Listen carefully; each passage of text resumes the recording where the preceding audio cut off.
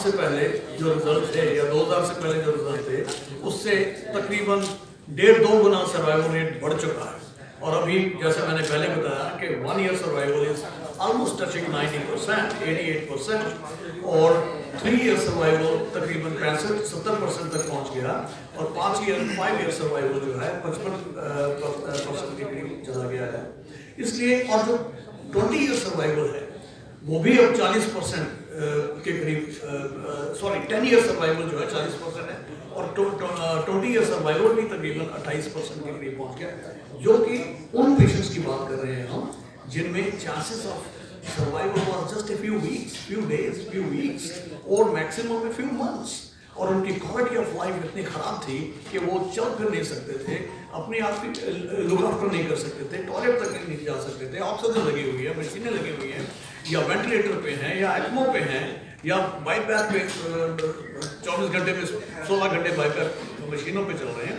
ऐसे लोगों की और जब ये पता हो कि आगे इट्स प्रोग्रेसिव डिजीज, चाहे वो COPD है, चाहे इंटरस्टिशियल लंग फाइब्रोसिस है, चाहे ब्रोंकाइटिस है, चाहे पल्मोनरी हाइपरटेंशन है, चाहे सिस्टिक फाइब्रोसिस है, चाहे अनकॉमन कंडीशंस लाइक सार्कोइडोसिस, लिम्फोडीनोसिस, ये सारी कंडीशंस जिसमें एंड स्टेज पे पहुंच गया पेशेंट, उसमें अब हम लंग ट्रांसप्लांट करके उनको एक नई जिंदगी दे सकते हैं for several years, and they can actually, the patients could even go back and join their duties. So of course they are no more on oxygen after lung transplant. So ये सारी चीज़ें जो है बड़ी मेहनत का काम है, बड़ा डिफिकल्ट भी है, और इसमें मैंने जैसे आपको पहले भी बताया कि pre transplant workup is very important. Transplant procedure बड़ा डिफिकल्ट और टीडियस होता है, पोस्ट ट्रांसप्लांट केयर जो है लंग्स में बहुत डिफिकल्ट होती है। हार्ट ट्रांसप्लांट में इतनी डिफिकल्टी नहीं आती जितनी लंग ट्रांसप्लांट में आती है। सो अगर मुझे चूज करना हो कि रिलेटिवली इजी फील्ड, तो मैं सबसे पहले किडनी में जाऊंगा, उससे थोड़ा डिफिकल्ट लिवर में जाऊंगा, या उससे काफ़ी ज़्यादा डिफिकल्ट हार्ट ट्रांसप्लांट में जाऊंगा, लेकिन the most difficult is lung transplant. Anyway, so we chose a path and we want to people can survive with one lung. yes, हम सिंगल लंग ट्रांसप्लांट भी करते हैं, डबल लंग ट्रांसप्लांट भी करते हैं, लेकिन मेजॉरिटी ऑफ द केसेस में double lung transplant किया जाता है। उससे कुछ फायदे हैं, थोड़ा एक्स्ट्रा क्वालिटी ऑफ लाइफ भी है, थोड़ी सी लेंथ ऑफ लाइफ भी ज़्यादा है, लेकिन टू आंसर जुबेन्स question, one lung is enough to survive, and mortality figures में अगर वो 55% है तो इसमें भी 50% है। सो ये बात है कि एक सिंगल लंग से आप एथलीट नहीं बन सकते। सो एक ट्रांसप्लांट के बाद में आपको एथलीट बनने को कोई कह भी नहीं रहा। So these things have to be kept in mind.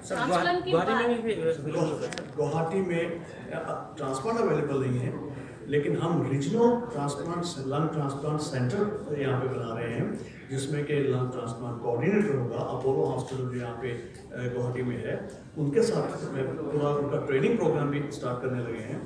यहाँ पे उनका वर्कअप किया जाएगा पेशेंट्स का, जो एक प्रोटोकॉल में फिट होते हैं कि ये बहुत ही लेट स्टेज कंडीशन में है, इसका सिवाय ट्रांसप्लांट और कोई चारा नहीं है। वो हमारे साथ कम्युनिकेशन में रहेंगे, वीडियो कंसल्टेशन भी होगी, फिर एक स्टेज पे कुछ टेस्ट करने के यहीं पे हो जाएंगे। उसके बाद में जब लगेगा कि इनको अब फर्दर वर्कअप के लिए, चेकअप के लिए हमारे पास आना है, तो पेशेंट को हमारे पास भेजा जाएगा। और फिर अगर हम सोचते हैं कि इस पेशेंट को लिस्ट किया जाए, तो उसको लिस्ट किया जाएगा, नोटोस जो नेशनल एजेंसी है उसमें लिस्ट किया जाता है।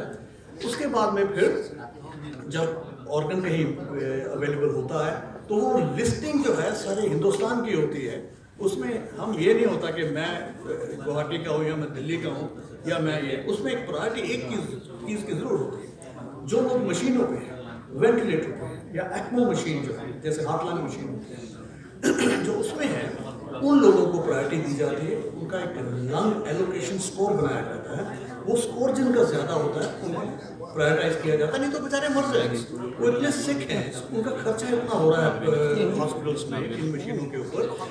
अगर उनको कहा जाए कि 6 महीने बाद आपको शायद मिल जाएगा, that means you are actually certifying their death. You know, so उसको prioritize करने के लिए हम allocation score का इस्तेमाल किया है। So আজি ভাল লাগিছে ধুনীয়া কনসেপ্ট লৈ তেখেত আহিছে আৰু ইণ্ডিয়াৰ কোনো টপ বস্তু আমাৰ ইয়াত নাই আমাৰ ইয়াত ট্ৰান্সপ্লান্ট বিষয়ে আমাৰ ইয়াত হোৱা নাই মই জানো নৰ্থ ইষ্ট ভগৱানন্দ দাসে কৰে হাৰ্ট কৰে অসমত কৰা নাই ইমান ধুনীয়া প্ৰজেক্ট আহিছে কৰে ডাঙৰ হস্পিটেল আছে তাৰপৰা আৰু বেলেগ হস্পিটেলো জইন কৰিব